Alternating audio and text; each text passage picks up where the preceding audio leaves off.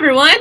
So if you are an author, you understand how to write a book, probably. We're going to assume that you've written a book now and that you're ready to start trying to sell it to publishers. So, in order to do that, you need to have a book proposal. And that was one of the things that when I was just starting out confused the heck out of me. I had absolutely no idea what people were talking about or what I needed or how to do it, and I really wanted somebody to just sit down and lay it out for me so that I knew without a doubt what I was supposed to be doing. And so I want to help you with that. I want to give you what I wish I could have gotten instead of the, do these things. Instead of having somebody be like, just kind of do a book proposal, that meant absolutely nothing to me. So I want to help you not have that experience by laying out what goes in a book proposal, what order things should be in, how long each thing should be, and we'll go from there. Sound good?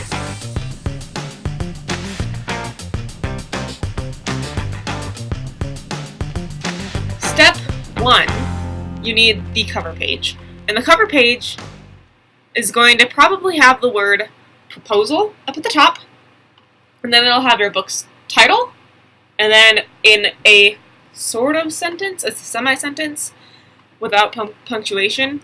Without punctuation, you're going to say what age range this is for, and the genre, and the word count. But generally speaking, so like, even if you've written 63,122 words, you're going to say 63,000 words, because it's easier on the eyes and it makes more sense. You can tell them the exact word count later on.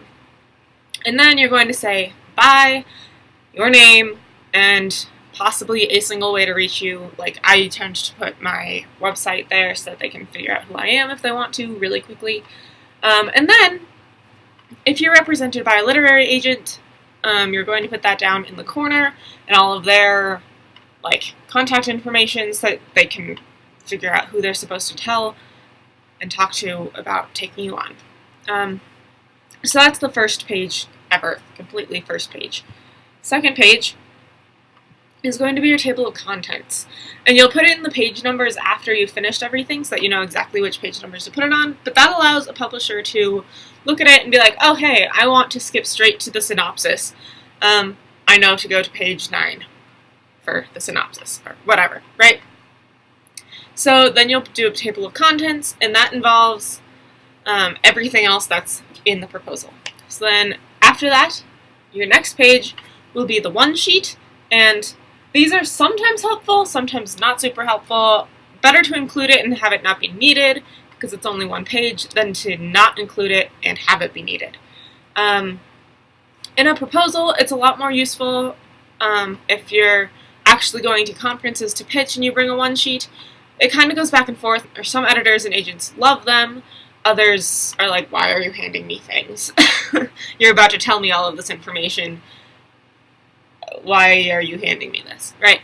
So sometimes it's useful, sometimes it's not in that situation, but in a proposal, it does give a very quick snapshot of what you're aiming for there. And that is going to consist of, again, that sentence like on the cover page, of title is a genre novel proposed at word count. Okay? That's how that goes. And then you'll have a hook, which is essentially your elevator pitch. It's 1 or 2 sentences. You can say it in 30 seconds or less. That just describes the story and gets somebody interested in it. And then you write some back cover copy. Note, this isn't the back cover copy that will probably be used on the book because editors and publishers have specific staff writers where they're at in order to write that stuff. They have people who specialize in back cover copy that they will write, but it does help them because it gives them a very short synopsis of here's the general story arc, here's why it could sell, and if you can hook them with that, then they know that you can also hook readers later on. And then, on that same one sheet to end it all off, you'll have a short author biography, which is 1 to 2 paragraphs about yourself, probably with a picture of yourself, a nice professional one, and that tells them a little bit about who you are, what you do, how you started writing, and how to reach you. So again, I put my website online, sort of thing. And then, okay, the next page, now that you're done with the one sheet, is the long author biography. And that'll be at least 2 to 3, maybe 4 paragraphs of information about yourself, starting back with how you started writing and where you went to school and why you're qualified to write this book, and on and on and on. By this point, you've probably written a few biographies, so you should have stuff to say about yourself. And then you want to get into your platform. So I know we all hate it, but platform is super important in the publishing industry, and you can't go about anything in this industry without platform. That or your writing has to be freaking phenomenal, which don't bank on it. Sorry, just being blunt, don't bank on your writing being so phenomenal that an editor is like, I don't care if you can't sell it because it's a business and we're trying to sell things and make money and we all benefit from that. So, platform, what do you include in platform? What do you even talk about if you don't feel like you have any platform? Have you spoken anywhere at any time recently, specifically about writing, but have you gone to a conference to read something that you wrote? Have you taught classes on writing for high schoolers? Have you, any of that counts as speaking credits. So you want to put those in there. Speaking credits are super helpful and they're super important. I tend to put date, where I spoke, and then what I was speaking about. Then you want to get to your online social media presence. So that's your Facebook followers, your Twitter followers, your Instagram followers, your YouTube followers, Tumblr, Pinterest, Goodreads, if you have a blog and that goes there, that sort of stuff. Make that part short and simple and to the point. The name of the social media and then the number. That's it. You can combine. So if you have an author Facebook page and a personal Facebook page, your personal timeline, but you don't want all of your people to follow, you don't want your following to all have to be friends with you on Facebook, you can combine those numbers. Just say 130 followers and 345 friends, because honestly, you probably have a better reach to your friends than you do to your followers, but it allows you to still have all of those numbers and have the safety of having it be a little bit separated, and on and on. That's the way that platform can work, is you can combine your personal and your professional, because it can keep you safe on the internet, and it can also just help increase your numbers nicely. Okay, next, shared platform. So, this is anything that you yourself don't run or aren't in charge of, but you consistently contribute to, where people can discover you. So I'm part of a bunch of writers groups on Facebook. I don't run the writers groups, but I'm part of the groups, and I could post and reach that many people, and they would probably be interested. And so that's your shared platform, or if you're part of an alumni network or anything like that. That goes in shared platform. And then you want to get to your publishing credits. And this is hard if you haven't been published before, because for books, they're usually looking for books, but anything is better than nothing. So if you've written a poem that was published back when you were in 8th grade, put that in there. If you wrote a news article for your school newspaper, put that in there. If you had a guest blog post on somebody's blog, put that in there. All of that stuff proves that you have been published elsewhere and proves that you've written before, and it makes you not look like a novice. If there are links for those stuff, definitely include those links so that the editor can go see it. And then because I have so many smaller clips like that, as we call them in the industry, I have a link to my portfolio website where you can go, where I'm these aren't all of the publications because I didn't want to fill this thing with 40 plus publications, but if you want to see the rest of them, you can go here, sort of thing. Then, next step, the next phase is the marketing and promotion section, and that is just pretty much a bullet list of things that you are willing to do already to market your book. So like attending writers' conferences, or creating a book video trailer, or speaking at conferences, or connecting with local bookstores to do author readings and signings, or committing to be part of promotional activities that the publishing house would want you to do. Stuff like that. Hosting giveaways, whatever, right? And then you get to the comparable book section, and this is one of the parts of the book proposal that I struggle the most with, because it's not easy at all. You want to find out about 5 titles that were published within the last 5 years, right? In your genre, with a similar enough plot that they're related and quite comparable to your books. It helps if they sold really well, because that tells the publishing house that this genre is in right now. And then on top of that, you also want to tell them how your book is different, because now you're like, hey, my book is really similar to this, but also it's really unique and you should still publish it, right? So you want to tell them why your book should be published because it's so unique that nobody else has done it before, but you also want to prove that people have done it before, which feels super contradictory and really complicated and backwards. But that's the comparable books section. I also tend to include the publisher of those comparable books, the year they were published, and the genres that those books fell into, to help the publishing house kind of have an idea of what we're doing. You can get all of that information really easily from Amazon sales pages. Amazon and Goodreads are like my favorite tools for comparable book sections, because you can search by genre, you can find similar books and find everything about them that you need to know. And then on Goodreads too, you can scroll down and find book reviews, so if you haven't read the book, you can get kind of an idea of what the synopsis is, so you can actually you can know more if it's actually similar to yours. Next section is the target market. So that will be broken down into 3 groups. You'll have the primary audience, the secondary audience, and the tertiary audience. And the primary audience is the most narrow.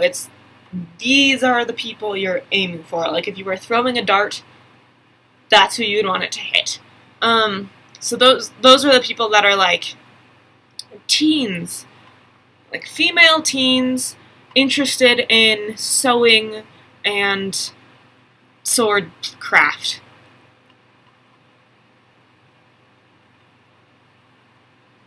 That would be a really interesting book, and I want to see that now. So if you've written a book about sewing and swordcraft for female teens, let me know.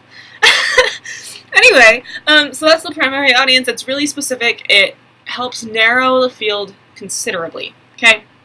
Secondary audience is kind of more along the lines of men and women who appreciate crafting and also martial arts, right? I don't know, but we're going with that idea. So here we are. And then the tertiary audience is like the very broad spectrum of anyone else who fits into these categories would probably enjoy this book, okay? And you can find more really broad categories, and that'll help. And you want to kind of sum that up into 1 sentence per each thing. Okay, and then the next section is the synopsis. The synopsis is 1 to 3 pages, single-spaced, of you explaining the plot of your book. Okay, you could also do a chapter-by-chapter summary, if that would be easier for you. Either one works. You don't need both, really. As an agent who looks through submissions, I prefer the 1 to 3 page synopsis, because I don't have a lot of time, and if I want to get a handle on what happens in your book, I don't really want to have to read every single chapter to find out. Just tell me, here's the overarching plot, here's a B plot that happens, okay? And then each time that you introduce a new character in the synopsis, that character's name will be in all caps. That just helps the reader know, okay, this is an important person. That's only the first time, though. After that, they can be a normal sentence case. Essentially, you go through the entire plot and through the entire book, and you want that to be finished within 3 pages. 3 pages is kind of the sweet spot. So if you can hit 3 pages, you're doing well. Next, if you want this book to be a series, you have to include a series potential part of your book proposal, which means that if you're a pantser like me, this is another really hard part of the book proposal, because I don't know what's going to happen in the book while I'm writing it, let alone what's going to happen in the next 4 books that come after it, right? But you have to have a general idea, enough of an idea to create a 1-paragraph summary of each book that you want to be proposing at the same time in the series. Which means that it doesn't have to be super complex, it doesn't have to be like really long, it doesn't have to be hard, but you do have to know and you do have to be able to tell somebody. You also don't have to have titles yet, you can just say book 1, book 2, book 3. It's helpful to have titles because then it can kind of show the publishing house kind of what direction you're going, but you don't have to. And then finally, the very last part of the book proposal are the sample chapters, and those are your first 3 chapters. You start with chapter 1 and you just copy and paste it in. And the key with these is you want these to be as polished as you can possibly have them. So anything that is grammatical errors or mistyped or anything that would cause an editor who is reading this to be like, I don't think this person knows how to write, you want that completely out of there. Cut it off at the, just nix it, right? These should be the shining glory of your book. And you also need to get into the action within the first page, okay? I have talked to a lot of editors, and as an agent, I myself am kind of like this, where I will often actually skip everything else in the proposal that I'm looking at and go straight to the sample chapters and see if I even like the writing style before I learn anything else about the book. If I like the opening line, if I am caught, and if I'm still reading by the end of the first page, then I will go back and look at the rest of it. If I read the first paragraph, maybe, and I'm like, nah, then there's something wrong with that first paragraph, because that first paragraph is what's supposed to hook me as an editor and agent. It's what's supposed to hook readers. So I hope this helps. I know that's a lot of information, and I hope you were taking notes. But I'm going to wrap this up now, because that was a lot of information. So go out there, write killer book proposals. If you have questions, put them in the comments, and I will maybe be able to create another question and answer video for you in the future. But enjoy, good luck, and I'll see you next time. Bye.